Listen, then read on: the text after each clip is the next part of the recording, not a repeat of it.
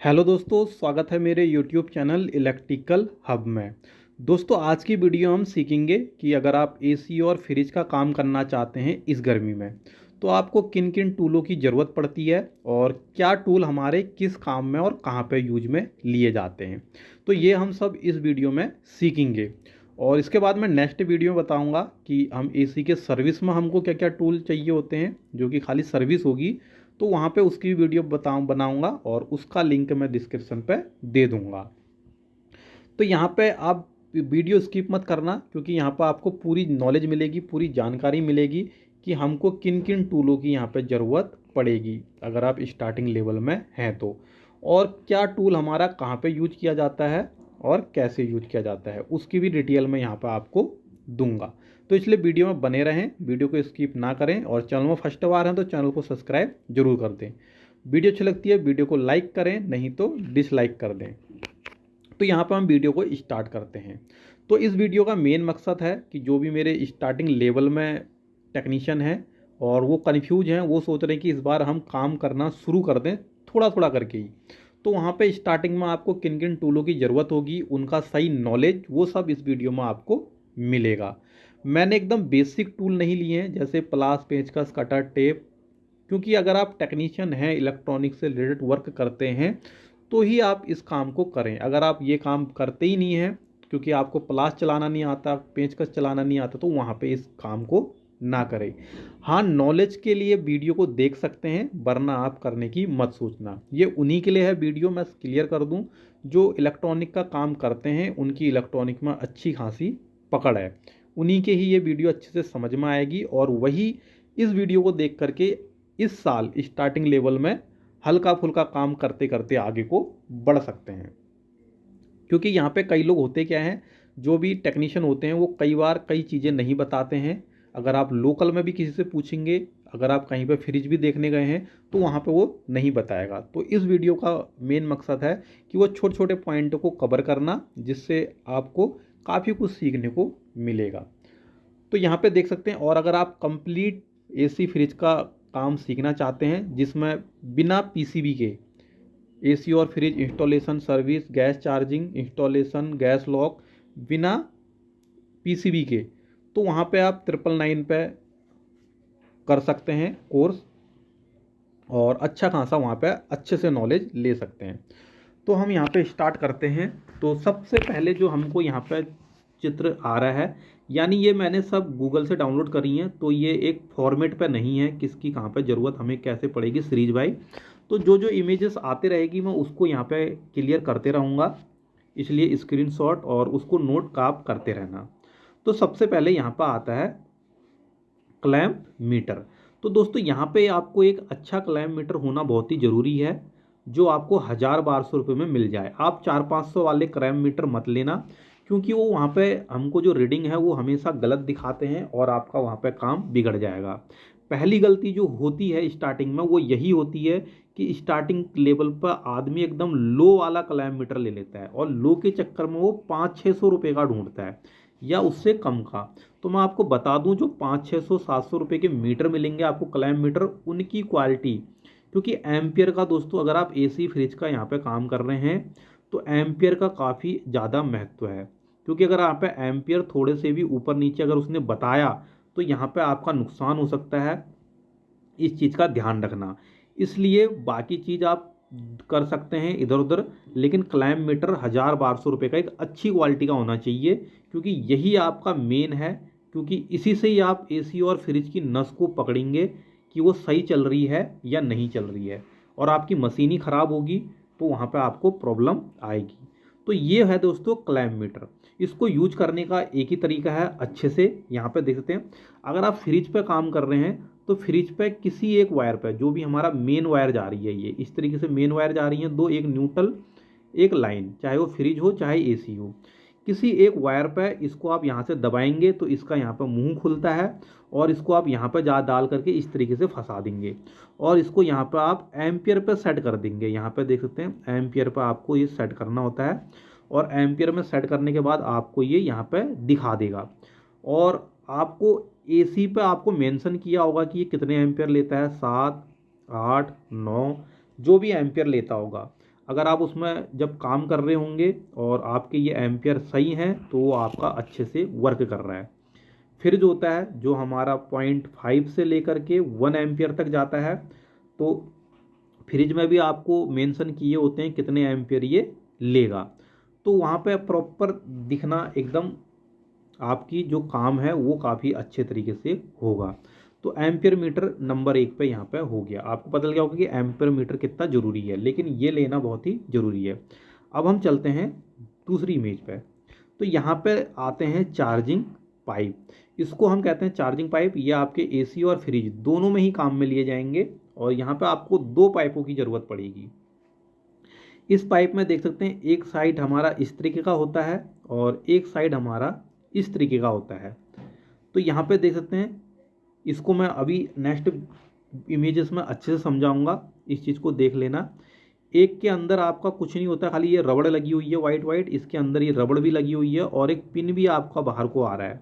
अगर आप देख पा रहे होंगे तो इसके बीच में देख सकते हैं हमको मेटालिक पिन भी बाहर को दिख रहा है। यहाँ पे ये पिन क्या काम करता है वो मैं आपको बताऊंगा अगले इमेजेस पे। अब हम चलते हैं आगे पे। ये दोस्तों हमारी गैस हो गई है जिसका नंबर है 600E।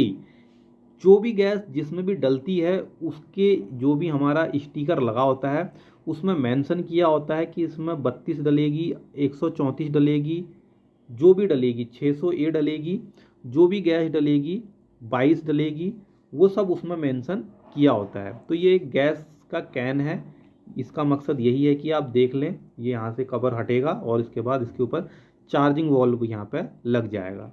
अब हम चलते हैं अगली इमेजेस पे। ये है दोस्तों वैक्यूम पंप। ये हमारा बहुत ही ज़रूरी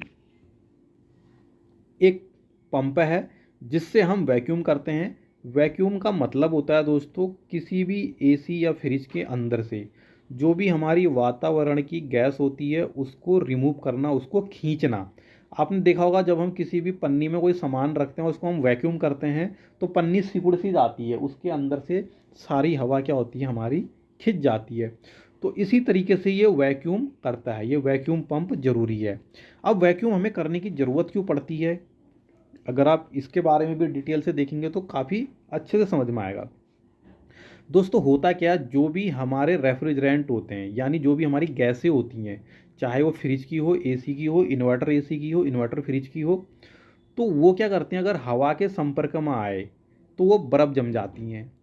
तो अगर पाइपलाइन के अंदर नॉर्मल हवा अगर है और हमने गैस भर दी, उस केस में क्या होगा, वो बर्फ़ जमा देगा और बर्फ़ जमाने के बाद पाइप वहीं पर ब्लॉक हो जाएगा।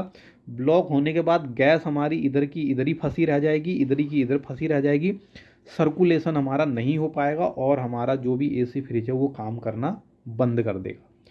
तो इस वैक्यूम पंप का मेन मकसद होता है कि जो भी हमारा एसी फ्रिज है उसके अंदर से वातावरण की टोटल हवा को खींचना, यानी उसके अंदर कोई हवा नहीं रहेगी, वातावरण की भी कोई हवा नहीं रहेगी। जब वातावरण की कोई हवा ही नहीं रहेगी तो पाइप के अंदर जब हम गैस को भरेंगे, रेफ्रिजरेंट को भरेंगे, तो इसके अंदर ये अच्छे से सर्कुलेट कर पाएगी, क्योंकि इसके अंदर हवा तो है नहीं कि ये गैस जमे। तो ये अच्छे से क्या करेगी, सर्कुलेट करेगी, और सर्कुलेट करेगी तो ये अपना काम भी अच्छे से करेगी। आपने देखा होगा जो फ्रीजर होता है, फ्रीजर में जो हमारी बर्फ़ जमती है वो इसी सिद्धांत में जमती है।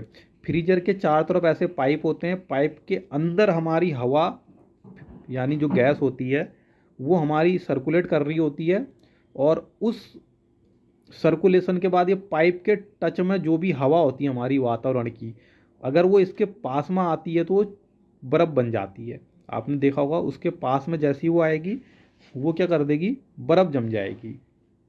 तो इसी वजह से हम फ्रीजर में कोई पानी भी नहीं रखते हैं, कोई कुछ भी नहीं रखते हैं, फिर भी वहाँ पे हमको बर्फ़ मिलती है। वो इसी कारण मिलती है बर्फ़, क्योंकि जो वातावरण की हवा होती है वो हमारी बर्फ़ जम बन के चिपकने लगती है। इसीलिए हमारा पाइप के अंदर कतई भी हवा नहीं होनी चाहिए, नहीं तो वो हमारी बर्फ़ जम जाएगी, पाइप ब्लॉक कर देगी। इसलिए हमको ये एक वैक्यूम पंप की ज़रूरत होती है, यहाँ पे देख सकते हैं। अगर आपको कोई भी चीज़ यहाँ पे चाहिए होंगे टूल और आपके लोकल मार्केट में नहीं मिल रहे हैं तो मैं सबके लिंक डिस्क्रिप्शन पे दे दूँगा, वहाँ से जाकर के आप चेक कर सकते हैं और ले सकते हैं। अब हम चलते हैं अगले टूल के तरफ। तो यहाँ पे देखते हैं ये जिस तरीके से हमारा रेफ्रिजरेंट था यानी गैस थी, उसी तरीके से ये फ्लेम की कैन है। यानी हम किसी भी पाइप को जब हम ब्रिजिंग करते हैं, ब्रिजिंग करने का मतलब होता है उस पाइप को ज्वाइंट करना है। जैसे दो कॉपर के पाइप हैं, इसको हम क्या करेंगे, जब हम इसमें आग लगाएंगे फ्लेम से, गैस से, तो तब हम इसको आपस में टाँका मारेंगे जब ये लाल हो जाएगा। तो ये इसमें ज्वलनशील गैस होती है, यहाँ पे देख सकते हैं ज्वलनशील गैस होती है, बुटेन गैस यहाँ पे लिखा भी हुआ है। तो यही हमारी ब्रिजिंग करने के लिए गैस यूज में ली जाती है, यहाँ पे ये देख सकते हैं। अब हम चलते हैं आगे। यह है दोस्तों PSI मीटर, यानी ये कितना गैस उसमें अंदर भरा है, कितना वैक्यूम हुआ है, वो सब यहाँ पे ये दिखाएगा। इस तरीके का आप मीटर ले सकते हैं, सिंगल गेज वाला, आपको डबल की ज़रूरत नहीं है। लेकिन आप जब भी लें इस चीज़ का ध्यान रखें, ये मीटर में देख सकते हैं यहाँ पे हमारा 0 है, यहाँ पे हमारा -30 है, और यहाँ से लेके यहाँ तक हमारा 500 है, देख सकते हैं 500, यानी 500 PSI तक यहाँ पे ये आपको दिखाएगा। तो यहाँ पर आपको 300 350 वाले भी आते हैं, इसको ना लें, 500 ही वाला लें, यहाँ पे थोड़ा महंगा मिलेगा। यहाँ पे दोस्तों होता क्या है, जब भी हम किसी AC या फ्रिज में गैस भर रहे हैं, उस केस में क्या होता है, उसके अंदर का जो प्रेशर दिखाएगा ये नॉर्मल दिखाएगा 0 पे, ये सुई जैसे कि अभी है। जब आप इसको वैक्यूम करेंगे, क्योंकि हमको कोई भी गैस भरने के लिए वैक्यूम करना पड़ता है, वैक्यूम करेंगे तो ये माइनस के तरफ को आना शुरू करेगा। देख सकते हैं -30 भी आपको यहाँ पे दिख रहा होगा, ये -30, तो ये माइनस के तरफ को आने लगेगा। माइनस के तरफ को आने का मतलब यह है कि फ्रिज और AC के अंदर जो भी गैस है हम उसको भी बाहर खींच दे रहे हैं, वो यानी वातावरण की जो हवा है उसको भी बाहर खींच ले रहे हैं। तो सुई क्या होगी हमारी, माइनस में जाएगी। माइनस में जाने के बाद हर गैस का PSI अलग अलग होता है, रनिंग प्रेशर अलग अलग होता है। तो उस प्रेशर के हिसाब से यहाँ पे देखते हैं नंबर लिखे हुए हैं, 50, 100, 150, 200, 250, 300। तो जो भी उसमें होगा उसके हिसाब से क्या करेंगे आप, यहाँ पे मान लो किसी गैस का PSI हमारा 60 है, तो यहाँ पे ये 50 है, तो हम इस सुई को 60 तक आने तक इसके अंदर गैस भरेंगे और उसके बाद छोड़ देंगे। बाकी हम एम्पियर चेक करेंगे, एम्पियर और गैस हमारे दोनों मैच खाते हैं, और उसके बाद हमको उसको छोड़ देना है। तो इसको कहते हैं PSI मीटर, PSI वॉल, यहाँ पे ये देख सकते हैं। तो ये भी आपका 500 तक होना चाहिए, इस चीज़ का ध्यान रखना। वैक्यूम भी इसी से हो जाएगा हमारा। कई बार आपने देखा होगा किसी के पास 2 मीटर होते हैं एक ही, तो एक वैक्यूम वाला होता है, एक PSI वाला होता है, तो ये हमारा दोनों ही काम कर देगा। ये भी हमारा सिंगल में ही आता है, उसमें ये माइनस वाला नहीं होगा, कोशिश करना दोनों ही एक में हो। इसमें हम वैक्यूम भी कर लेंगे और गैस को भी चार्ज करके उसका भी मेजरमेंट यहाँ पे ले लेते हैं। तो ये क्लियर हो गया। अब हम चलते हैं आगे। ये इसको हम कहते हैं दोस्तों फ्लेयरिंग टूल और पाइप कटर।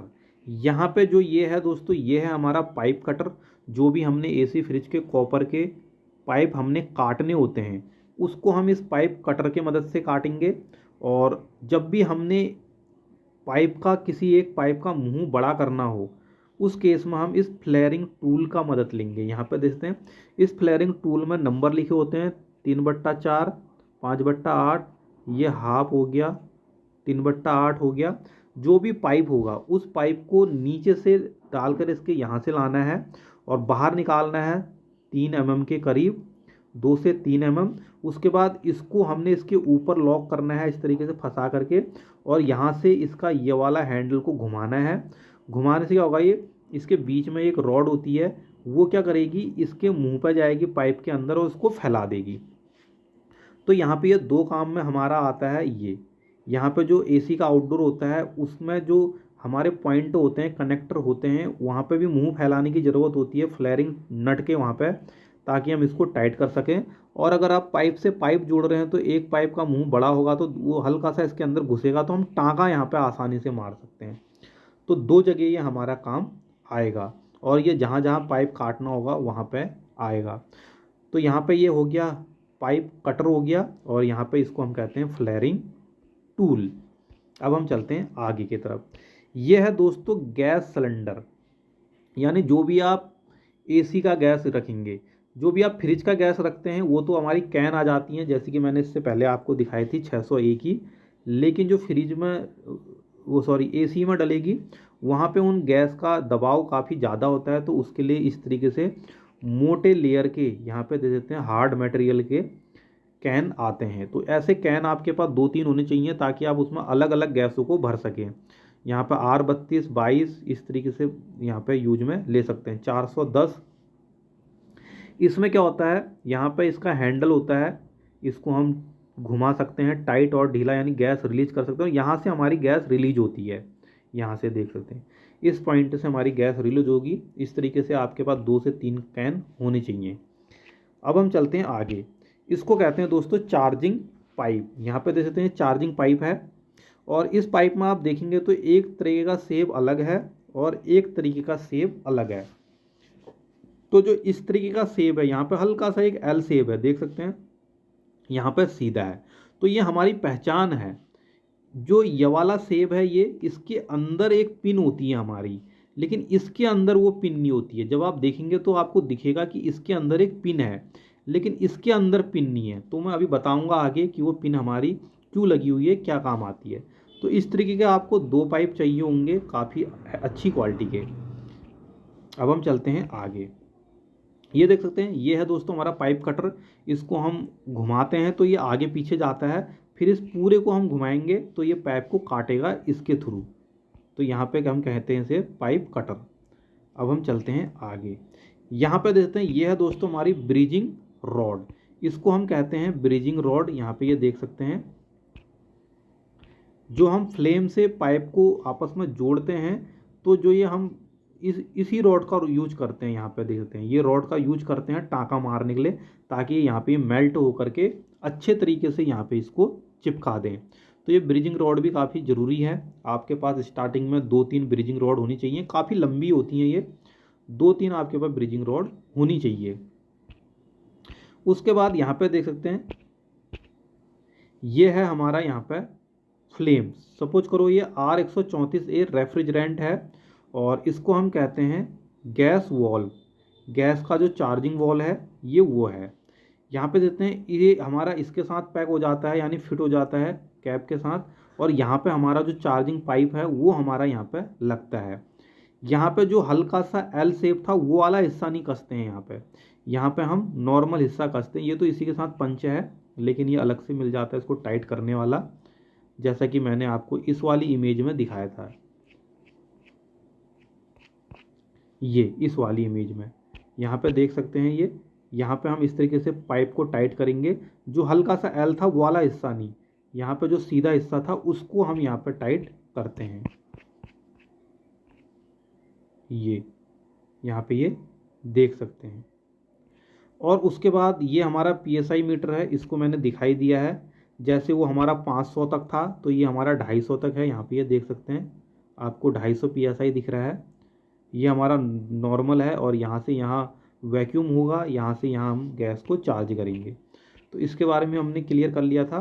अब यहाँ पे कुछ टूल हैं, देख सकते हैं, इसके बारे में मैंने आपको बता दिया। ये हमारा फ्लेयरिंग टूल है, ये हमारा PSI मीटर है, और ये हमारा गैस चार्जिंग वॉल है, गैस का वॉल है यहाँ पे। और ये हमारा पंचिंग टूल है। ये ऑप्शनल है दोस्तों, इसको आप ले भी सकते हैं और नहीं भी ले सकते हैं। इसका काम क्या होता है मैं आपको बता देता हूँ। जैसे हमारा कंप्रेसर होता है, इसमें जो चार्जिंग पिन होता है, कंपनी वाले क्या करते हैं कि इसमें चार्जिंग पिन नहीं लगाते हैं। यहाँ पे ये गैस को चार्ज करने के बाद इससे पंच करके पाइप को दबा देते हैं, और इसके मुंह पे यहाँ पे टाँका मार देते हैं, ताकि हमारी गैस रिलीज बाहर ना आ सके।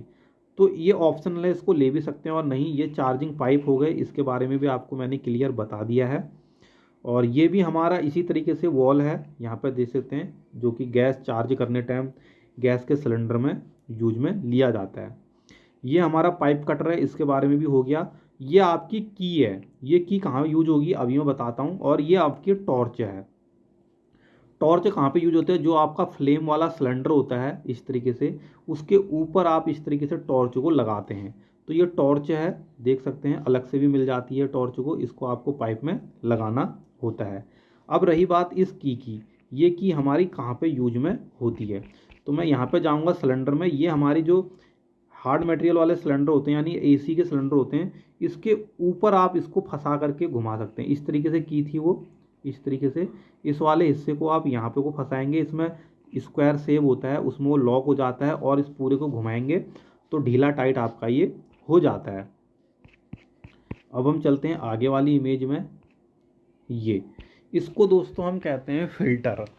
ये हमारा फ्रिज में यूज लिया जाता है, और इसके अंदर इस तरीके से जाली होती है और इसके अंदर आपके सिलिकॉन के दाने होते हैं। यहाँ पे देख सकते हैं सिलिकॉन के दाने होते हैं। इसके अंदर दोस्तों वही दाना होता है जब आप इलेक्ट्रॉनिक पंखा लेते हैं, इन्वर्टर लेते हैं, या अदरवाइज कुछ और अप्लायंस लेते हैं, और उसके अंदर एक पाउच आता है, इस तरीके से पाउच आता है और उसके अंदर भी कुछ दाने होते हैं, वही दाने होते हैं इसके अंदर। अब ये काम क्या करता है फ़िल्टर, इसके बारे में डिटेल से बात कर लें। जो भी हमारी सपोज करो हमने वैक्यूम मारा और फिर भी उसके अंदर कुछ नमी रह गई है, बहुत ही माइनर सी नमी रह गई है, वो नुकसान नहीं दे रही है, तो क्या करेगा कि जो हमारा ये फ़िल्टर है सिलिकॉन क्या करता है, नमी को अवशोषित करता है, यानी नमी ना आए उसके अंदर। इसलिए ये इलेक्ट्रॉनिक सामान के अंदर भी डालते हैं इस पैकेट को, ताकि नमी से हमारा वो बॉक्स ख़राब ना हो, उसके अंदर जो मेटल का है उसके अंदर जंग वंग ना लगे, तो वो नमी को खींच लेगा तो जंग नहीं लगेगी। तो इसके अंदर वैसे ही ये सिलिकॉन की गोलियां होती हैं, और गैस पाइप के अंदर जो भी नमी होती है जब पाइप सर्कुलेट करेगी तो उस नमी को क्या करेगा, ये सिलिकॉन की गोलियां सोख लेंगी। और यहाँ पे जाली लगी होती है इस तरीके से, जो भी उसके अंदर गंदगी आएगी वो हमारी यहाँ पे अटक जाएंगी और नमी को ये सिलिकॉन की गोलियां सोख लेंगी। फिल्टर आपके दो तरीके से आएंगे, एक इसके अंदर कुछ नहीं होगा, उस फिल्टर को ना लें, कोशिश करें इसके अंदर सिलिकॉन की गोलियां हो। इसको आप हिलाएंगे तो हिलाने पे अंदर छुन छुन की आवाज़ आपको यहाँ पे सुनाई देगी, तो आप समझ सकते हैं कि इसके अंदर सिलिकॉन की गोलियां हैं। तो इस चीज़ का आप यहाँ पे ध्यान रखें। तो ये फिल्टर होता है, दो काम करता है, एक तो कचरे को रोकता है, दूसरा नमी को अवशोषित करता है, और एक तीसरा काम भी होता है यहाँ पे इस फिल्टर का। यहाँ पे दे देते हैं, यहाँ पे हम एक पाइप लगाते हैं, एक पाइप लगा के यहाँ पे मुंह बंद करते हैं। इसमें एक छोटा पाइप मुंह होता है, एक बड़ा मुंह होता है। जहाँ पे भी ये फिल्टर लगना है उस केस के हिसाब से जो भी पाइप है वो हम यहाँ पर डालते हैं, और यहाँ पे कैपलरी लगती है। यहाँ पे देखते हैं कैपलरी ट्यूब, जो पतला पाइप होता है फ्रिज में, जो कि फ्रीजर से आता है, वो यहाँ पे को लगता है। यहाँ पे ये देख सकते हैं। अब हम चलते हैं नेक्स्ट इमेज पे। ये देख सकते हैं, ये हमारी टॉर्च है और फ्लेम पे किस तरीके से लगी हुई है, यहाँ पे देख सकते हैं। इससे हम गैस को कम ज़्यादा ऑन ऑफ कर सकते हैं। इसको खोलने के लिए आपस में टॉर्च को, इसको हम एंटी क्लॉकवाइज और क्लॉकवाइज घुमाएंगे तो एंटी क्लॉकवाइज आपका एक साइड खुलेगा, इस साइड को घुमाएंगे तो खुलेगा इस तरीके से, इस साइड को घुमाएंगे तो आपका लग जाएगा। तो यहाँ पे देख सकते हैं फ्लेम वाले में किस तरीके से यूज में लिया जाता है। अगली इमेज में चलते हैं हम पिन वाल। इसको हम कहेंगे दोस्तों पिन वाल। ये हमारा एसी और फ्रिज में यूज होता है, लेकिन एसी जो विंडोज़ एसी होंगी उसमें यूज होगा, ना कि आपका स्प्लिट एसी में और फ्रिज में यूज होगा। जैसे सपोज करो ये कंप्रेसर है हमारा, कंप्रेसर में 3 पाइप होते हैं इस तरीके से। इसको हम कहते हैं डिस्चार्ज पाइप, इसको हम कहेंगे सक्शन पाइप, इसको हम कहेंगे चार्जिंग पाइप। तो चार्जिंग पाइप में क्या करते हैं, हम इसको पकड़ते हैं और यहाँ पे को रख के इसकी यहाँ पे ब्रिजिंग करते हैं, यानी जोड़ देते हैं। और ये सब करने से पहले इसके अंदर देख सकते हैं ये पिन होती है, इसके अंदर कसी होती है, और इसके अंदर कसने से जो इसमें यहाँ पे चूड़ियाँ हैं वो यहाँ पे वाली चूड़ी से कसता है। और इसको कसने के लिए यहाँ पे ये हम इसका जो कवर होता है कैप, इस कैप को हम पीछे से लगाते हैं, यहाँ पे देते हैं। कैप में इस तरीके से गैप है और ये गैप हमारा यहाँ पे को फंसता है, और उसके बाद ये जो पिन है वो पिन हमारी इसके अंदर चले जाती है छेद पे। इसको हम उल्टा करके इसमें दबा करके जब हम दबाएंगे तो ये पिन हमारी अंदर दबेगी, और यहाँ पे से ये हिस्सा अंदर को जाएगा, तो गैस हमारी इसके अंदर से होते हुए यहाँ से बाहर निकल जाती है। और जो मैंने आपको पाइप में बताया था चार्जिंग पाइप में एक हमारी पिन सी बाहर निकली है, वो पिन इसीलिए निकली है, जब हम इसमें इसको कसें तो ये पिन हल्की सी बाहर होती है और इस वाली पिन को अंदर को दबाती है। इस वाली पिन को जब वो अंदर को दबाएगी तो यहाँ से जो गैस का रास्ता है वो हमारा यहाँ से खुल जाएगा, इस तरीके से ये आगे को बढ़ेगा। तो जब भी हम गैस चार्ज कर रहे हैं या वैक्यूम कर रहे हैं तो अंदर का हिस्सा और ये हिस्सा आपस में लिंक हो जाता है, और जब हम उस पाइप को खोलेंगे तो ये हमारा दोबारा वापस आएगा और गैस को अंदर ही लॉक कर देगा। इस चीज़ का आप यहाँ पे ध्यान रख सकते हैं। अब हम चलते हैं नेक्स्ट। तो यहाँ पे हमारा ख़त्म हो चुका है, यानी सारे के सारे जो टूल होते हैं हमारे यहाँ पे देख सकते हैं। ये टूल आपको स्टार्टिंग में एसी या फ्रिज जो भी आप काम कर रहे हैं वहाँ पे आपको चाहिए होते हैं। तो दोस्तों आशा करता हूँ काफ़ी कुछ आपको यहाँ पे समझ में आ गया होगा। इसके बाद हम एसी की सर्विस में क्या क्या चाहिए वो मैं वीडियो बनाऊँगा। अगर आपको एसी फ्रिज का कोर्स चाहिए विदाउट पीसीबी तो आप 1000 रुपये में ले सकते हैं, जहाँ पर आप काफ़ी कुछ एक ही जगह पर सीख सकते हैं। तो इस वीडियो में इतना ही, मिलते हैं अगली वीडियो में।